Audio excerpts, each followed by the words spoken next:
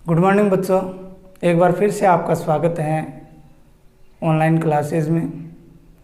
बच्चों, बहुत सारे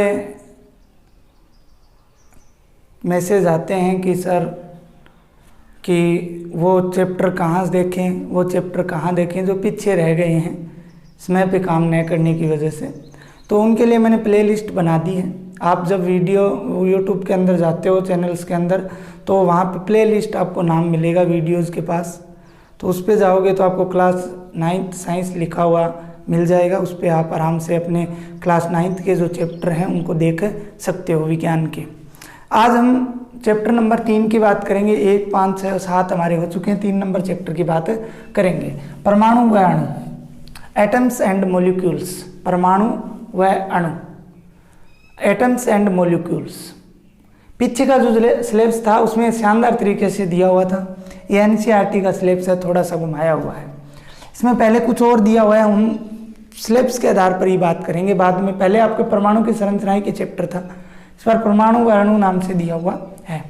परमाणु नाम जरूर बड़ा है, लेकिन ये बहुत सारे जो है कण या अणुओं से मिलकर बना हुआ परमाणु जो होता है ये एक ऐसा सूक्ष्म कण होता है जिसको और विभाजित नहीं किया जा सकता।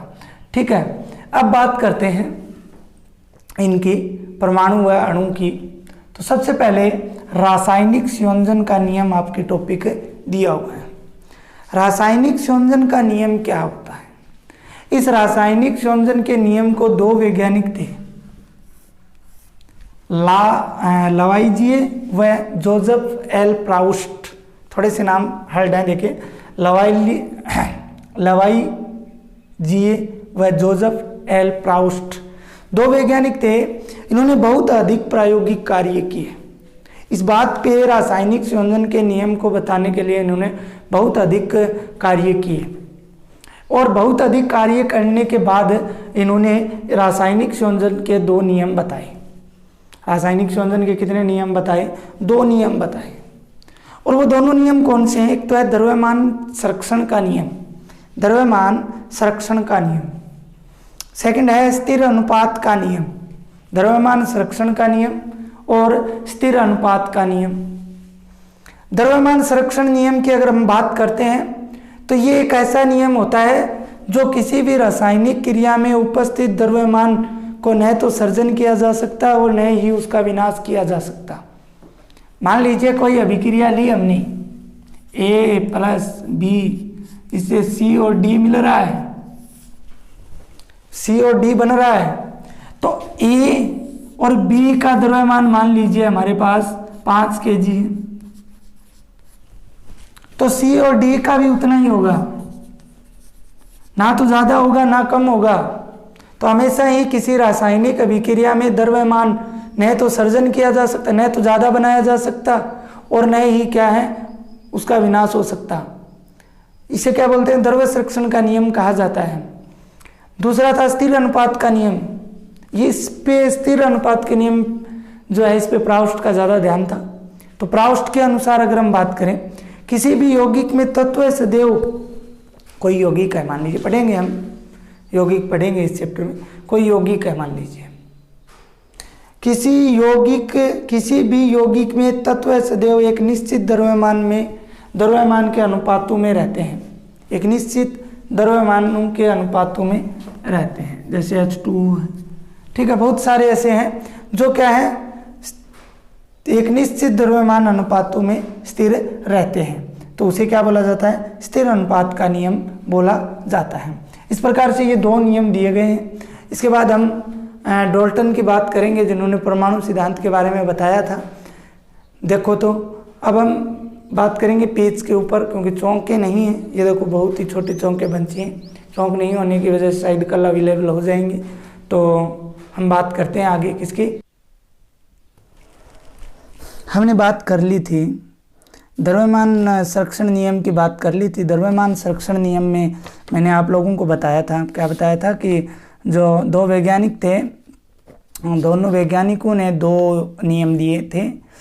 रासायनिक संयोजन के 2 नियम बनाए थे, एक तो द्रव्यमान संरक्षण नियम, और दूसरा जो नियम है वो कौन सा रहेगा? कौन सा था दूसरा नियम? स्थिर अनुपात का नियम।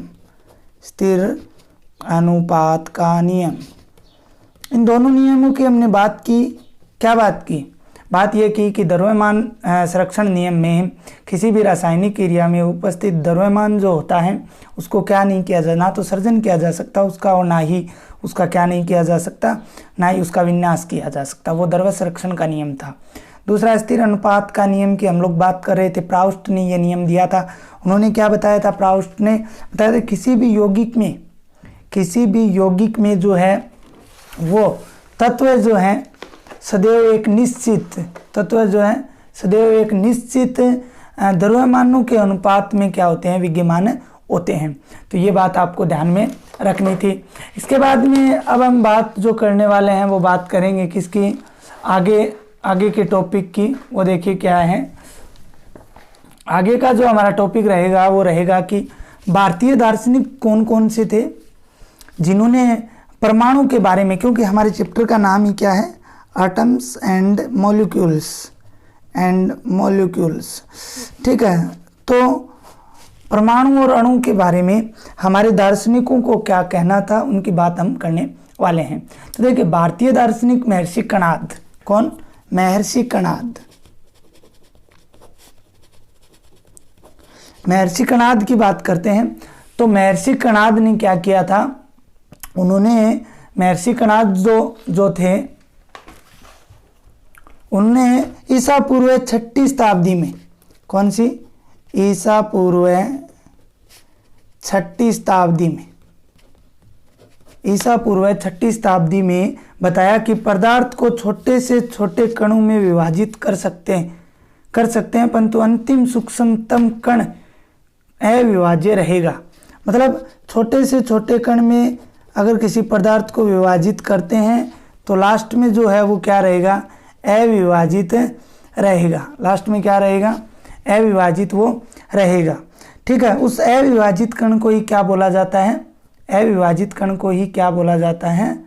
परमाणु बोला जाता है। ये किसका कहना था? ये महर्षि कणाद का कहना था। इनके बाद अगर हम बात करें तो ग्रीक दार्शनिक और आए जिनका नाम था, ग्रीक दार्शनिक थे ये, जिनका नाम था डेमोक्रिटस एवं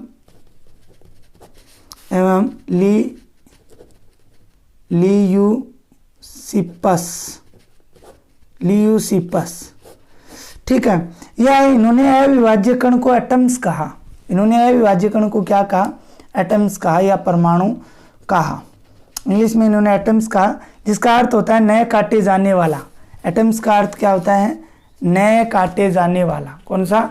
नए काटे जाने वाला।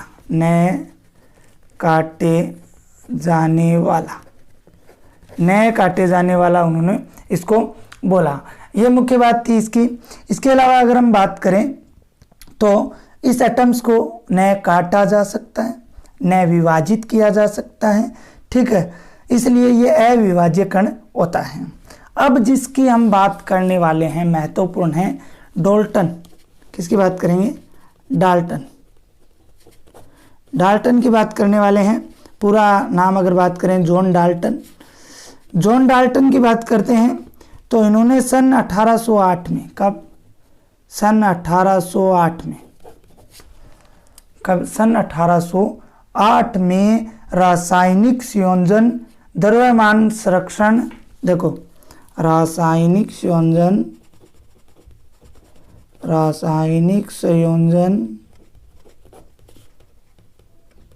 द्रव्यमान संरक्षण, रासायनिक संयोजन द्रव्यमान संरक्षण एवं निश्चित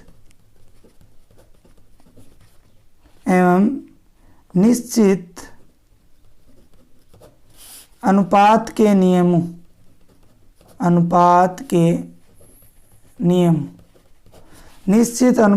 नियमों के आधार पर परमाणु सिद्धांत दिया। परमाणु सिद्धांत दिया। ठीक है, रासायनिक संयोजन पहला हो गया इसका। दूसरा अगर हम बात करें द्रव्यमान संरक्षण। 3 नंबर अगर बात करें निश्चित अनुपात के नियमों के आधार पर इन्होंने परमाणु सिद्धांत दिया। इनके कुछ महत्वपूर्ण बिंदु थे, उन बिंदुओं की हम चर्चा करते हैं अभी। पहला जो था वो था सभी द्रव्य छोटे छोटे कण परमाणुओं से बनते हैं। सभी द्रव्य छोटे छोटे कण परमाणुओं से बनते हैं। क्या बताया? सभी द्रव्य जो हैं, पदार्थ जो हैं, वो छोटे छोटे कण परमाणुओं से बनते हैं। ये महत्वपूर्ण बात है। इसके बाद अगर हम बात करें दूसरी बात ये है, परमाणु अविभाज्य कण है। परमाणु क्या है? परमाणु अविभाज्य कण है। ठीक है, जिसको न तो काटा जा सकता, जिसको न तो नष्ट किया जा सकता, न तो नष्ट किया जा सकता है, न नष्ट किया जा सकता और न ही उत्पन्न किया जा सकता है, और न ही उत्पन्न किया जा सकता है। ठीक है, ये बातें थी। अब देखिए आगे इसके हम बात करते हैं 3 नंबर जो था। 3 नंबर है, एक ही तत्व के सभी परमाणु समान होते हैं। एक ही तत्व के सभी परमाणु समान होते हैं। सभी परमाणु समान होते हैं। ठीक है, यह महत्वपूर्ण बात है।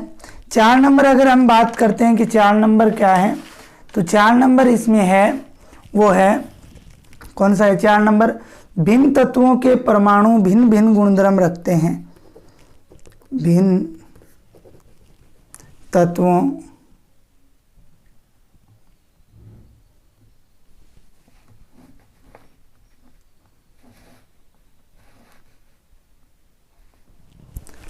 भिन्न भिन्न तत्वों के परमाणु भिन्न भिन्न तत्वों के परमाणु भिन्न भिन्न गुणधर्म रखते हैं। भिन्न भिन्न गुणधर्म रखते हैं। भिन्न भिन्न गुणधर्म रखते हैं।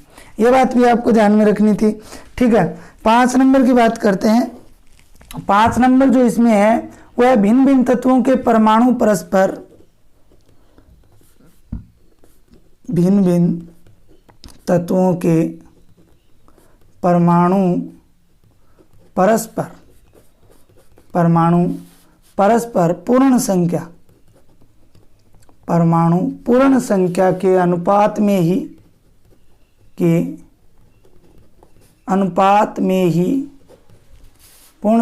अनुपात में ही संयोग कर अणु बनाते हैं। संयोग कर अणु बनाते हैं। ठीक है, 6 नंबर बाद में एक बार फिर से समझेंगे इनको। एक बार 6 नंबर और बता देता हूं। रासायनिक परिवर्तन वस्तुतः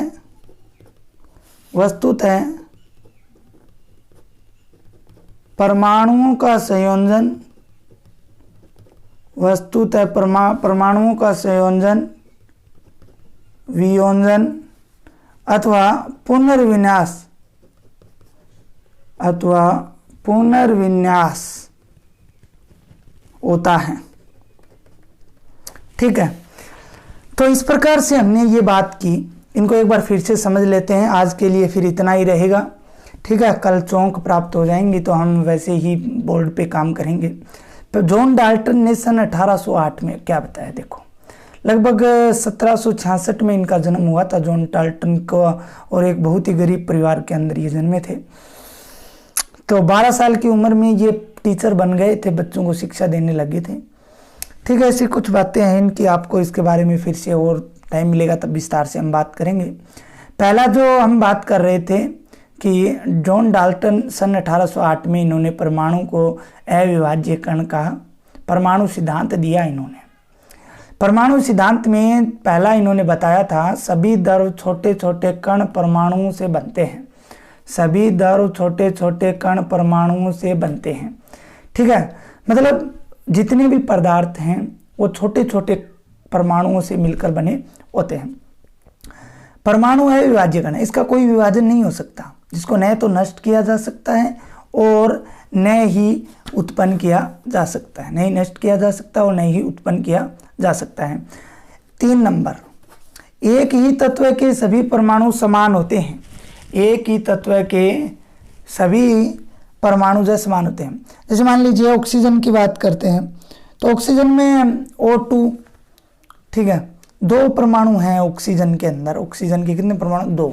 दोनों क्या हैं? समान हैं, ठीक है। तो किसी भी तत्व के सभी परमाणु समान होते हैं। अब तत्व की अगर बात करें तो जैसे लोहा है, लोहे की बात करें तो लोहे के अंदर आयरन, लोहा जो है आयरन है, उसके अंदर ऐसा थोड़ी है चांदी के परमाणु आ जाएंगे, ऐसा नहीं होगा। लोहे के अंदर लोहे के परमाणु ही होते हैं।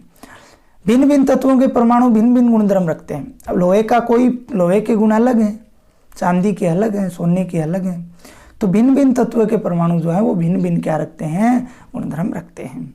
भिन्न भिन्न तत्वों के परमाणु परस्पर पूर्ण संख्या के अनुपात में संयोगकरण बनाते हैं। ये बहुत बढ़िया बात है। रासायनिक अभिक्रिया की जब हम बात करते हैं कि भिन्न भिन्न तत्वों के परमाणु परस्पर पूर्ण संख्या के अनुपात में ही संयोगकरण बनाते हैं। और लास्ट है, रासायनिक परिवर्तन वस्तुतः परमाणुओं का संयोजन, वियोजन अथवा पुनर्विन्यास होता है। तो आज के लिए इतना ही। कल हम इस चैप्टर के आगे की बात करेंगे।